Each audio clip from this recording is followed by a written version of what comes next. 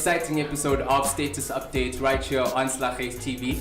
My name is Unati, aka TimeZone, your social commentator. And of course, I'm not riding solo. I'm always with my partner in crime. He's very abrasive. His name is Thap, the hip-hop critic. Wow. And then today we have like a legend in his own right. This guy has a couple of compilations out. His name is TTP, right? He's also at the forefront of Back to the City. It's an annual event that happens every 27th of April, right here in Newtown, Johannesburg, South Africa. And he is just here. What's up, brother? Hey, what's up? I'm good. What's his? What up? Yeah, What up, homie? What's his AKA? That guy. He's the other guy.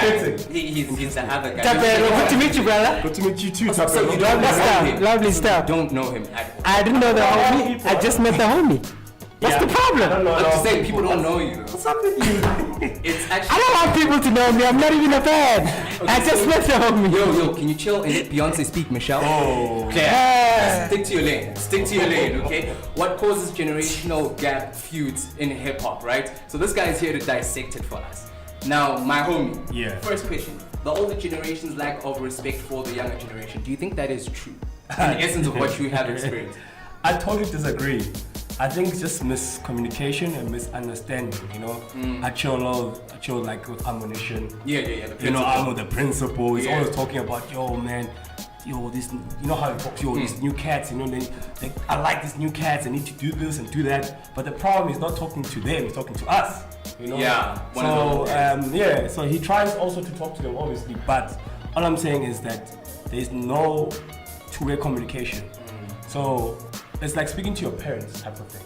You know, if you don't bring your parents to what you do, they won't understand what you actually do. Okay. So the problem is now the new cats think, yo, I've done it, you know, obviously I'm doing this. I don't need the old cats, but the old cats have paved the way, so you need them to show you so you don't do the same mistakes. I see guys doing the same mistakes, but we're here, so they just holler.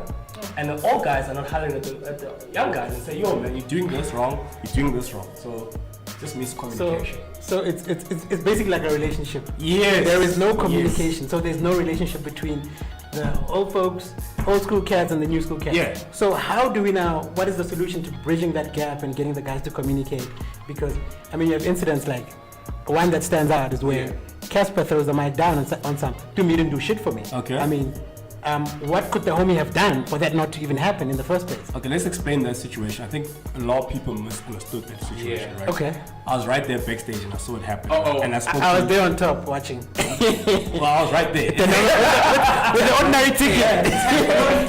You weren't there, homie. Shut the fuck up. You weren't even there. So let me break it down. And I think people only heard that, yo, Dumi, he did nothing for me, you know? Yeah. He actually broke it down. It's like, yo, Dumi, I had people before, you know, like who put me on, like Double HP. He named a couple of people that put him on. What he was saying to Dumi is like, you can't Specifically. you can't be talking to me because you've done nothing for me. So everyone just generalized it. And I was like, oh God, there we go again, you know? But what Casper said was very important. And the guys are doing this whole generation thing very well as Motswako. So people don't notice. For every single generation, there's always a Motswako guy who's been popping. Yeah. You know, let's trace this. So it was Crowded Crew, and people forget about Buffett Hile, right? Double HP. Double HP put on Dukes. Dukes put on Double HP put on Dukes and Murafe. Murafe Even put house the niggas. Yeah. So Murafe put on Mulim, who was part of Murafe. Mulim, yeah, sure. And then there was JR. Yeah. Right? Yeah. Now we have Casper. There's a whole generation of Motswako cats being put on. They understand that. Yes, there's beef and there, but they understand about putting guys on. If you don't put enough guys on, then hip hop dies. It become like white though. Yeah. So that it's very important that we talk. So I say that we tried that. I think, as you said, I'm part of Back to the City. I'm part of the South African Hip Hop Awards. We also have a hip hop summit where we try to say, guys, come through. Let's talk.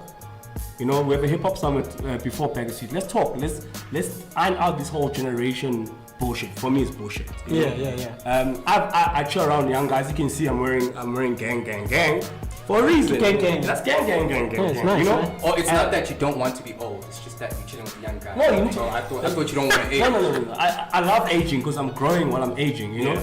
But the fact that these guys taught me something else, you know? And that's how you learn. You can't think that you're old, you know everything. Every single day you learn something. And the young guys also, I remember speaking to gang, they learned a lot of stuff from us, because I'm like, guys, you need the corporate world to be a big brand. You cannot, those two have to be interlinked. And like, yeah, at first like, yeah, yo, TTP, screw these brands, screw these corporate guys. I'm like, yo, without the corporates, you won't grow. And you must see the next move they're gonna do just now. It's gonna be amazing. People are gonna get shocked. So it's all about communication. We need to communicate, sit in a room and thresh it out, because if we're not gonna thresh it out, we're not gonna grow. We're gonna end up like White Dog, trust me. Okay. So it's not a matter of respect from OGs giving it to young Gs, it's just a matter of communication. There is respect. There is respect, a lot. I think if you see it, we're back to City coming up. Yeah. If you come back to you see the respect. You see you can see the respect. The respect is there. It's just about egos. Egos needs to be squashed. I don't understand why these guys have egos. Yo man, if you see somebody doing wrong, give them a props, If you see them doing something wrong, I'm not gonna go around beat around the bush. I'll tell you, yo man, you're doing this. Yeah, you have to, because they've never been there. They're still learning. So I can give you an example. I saw what's this guy? Frank Casino perform. Yeah. I looked at him, I'm like, okay, I like this boy's energy. And I went up to him, I'm like, yo man, you need to sort out your performances. Oh, you like his energy, not his lyrics. No, to work in that. Got nothing to do with lyrics. I was like, generation? No. You see, there's another thing. I understand what he's doing. He's current right now. He's doing what's current right now. Imagine Snoop Dogg when he released Doggy Style, how the OGs were like, oh, Snoop Dogg, yeah, what's this? You get what I'm saying? Yeah. But there has to be respect. You understand that guy's got his own craft right now. I might not like it, but I can respect it. So I went to him and I said, yo, I like your energy, but you need to work on your performance. You need to be more including with the crowd, because you can just not perform and not look at the crowd and not talk to the crowd. And he took it in and he actually understood what I was saying. So I think that if the old generation can do that more, man, we're gonna have a good industry. Just open up. It's amazing like that. It could be way. But how many older generation cats think like that? I mean, I think they're all too, but it's all pride. It's all pride, because you've been there. The problem with hip hop is like, I've been there, I've done that. Pass down the information. And then here's a guy, Casper, making. Yeah, he's making wads of cash. Yeah. As compared to. Let's not get it twisted. I think that's another problem that most people they don't notice, that WHP made the same cash as Casper. Oh, for real? Wait, at his height, he was Casper at the time. Okay. JR was the Casper at the time. JR closed Coca-Cola deals. He was the World Cup song, for goodness sake. And people forget all this stuff. We just didn't have Instagram to tell us that these guys Thank were doing you. this thing. You get what I'm saying? Okay. Those guys were they're going gold, they're going platinum at that time. And if you look at it at that time, that was big money. For JR to close a 3 million rand deal was big money. Yeah, that's a lot of money. To be traveling around the whole of South Africa performing with Coca-Cola, or Coca, whatever, but it was big money. Yeah, take home some money. Yeah, they got money. No, these like the law money. Oh, that's a lot. What I'm saying is that people don't notice. We always forget that. No, man, there was a time. It's like MC Hammer was the Jay-Z of that time. He had his own cartoon characters. Come on, guys.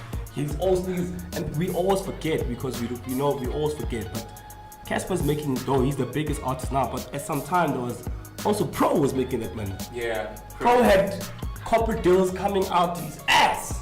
He did the Fish Eagle. That he was a brand ambassador. Pro has his own sneakers. People forget that. Pro inks. So we tend to forget about all that history. And like, yo man, Casper's making dough. Yes, we respect that. But let's not forget, there's people who've done that before. It's nothing new. So now you touched on WHP. Yeah. Quickly. I mean, there was a rant. It's not so recent. I remember I saw that. Remember that on Slick Online? Yeah. And he was just going on, and these young cats saying that they don't respect. Yeah. Do you think it came from a dark place as a legend? And does he have a prerogative of doing that? Or was it a matter of, I think just communicate this better? I'm gonna be very frank, I'll be very honest. That was very childish of WHP. He's my boy, I worked with WHP on 3 albums. It was very childish. Yeah. I think at that point, WHP was very frustrated. I went to the studio, I listened to some of the tracks, I'm like, oh, okay. Trying to break through to the new kids. And they were not grabbing it because it was not him. We know Jabba for being Jabba, and he was trying to break through, and the kids were like, whatever, old man. You get what I'm saying? Yeah. So you're gonna get frustrated and shut out. Where you should just when to chill with the kids, understand what the kids are doing, you know. And I think that's what I said. The problem is that it's a two-way communication. Two-way communication. Guys need to talk to each other. That's it. All right, so there you have it. TTP is just breaking it down, telling you it's all about communication at the end of the day. What do you have to say about this, huh? Is it like the older generation? Do you believe that they don't really respect the young ones? Or is it just a matter of them need to like drop their pride, like you said, the ego, they don't have to be all egocentric and stuff like that. There's more coming up, okay? We'll be right back. Status update, Slaghuis TV.